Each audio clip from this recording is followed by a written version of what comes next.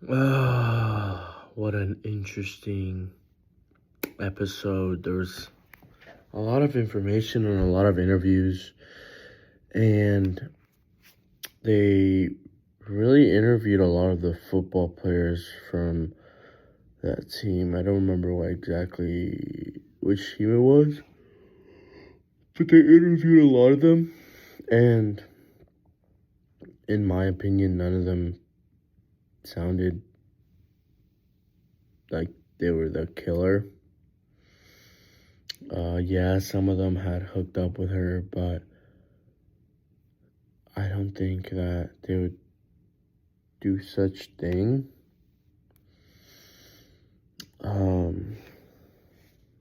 And one of the football players, his pubes were found and tested,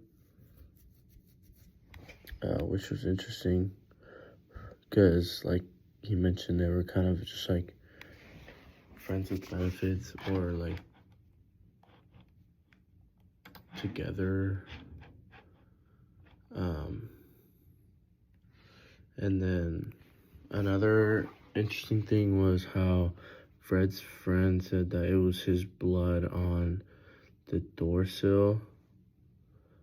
And he was like A positive, and I think the blood that was found on his door sill was just A, I think.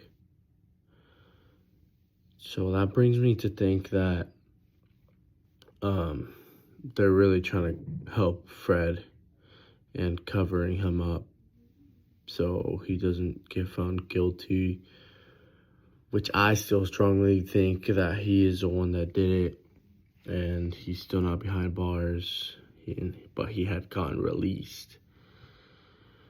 Shocking to me. Shocking. But, yeah.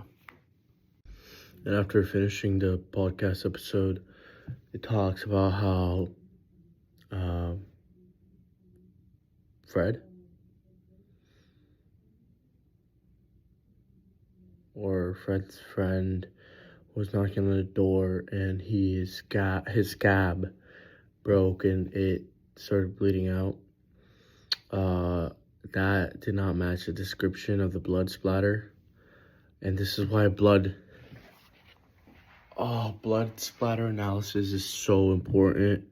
We have learned this in a forensics class a few quarters ago, and we did a couple projects with it, and it was super fun, which I was glad to have learned about it and to know how important it is, because it tells you a lot, like in this case, how it just didn't match, and they called him back and told him, hey, this doesn't match, so you're lying.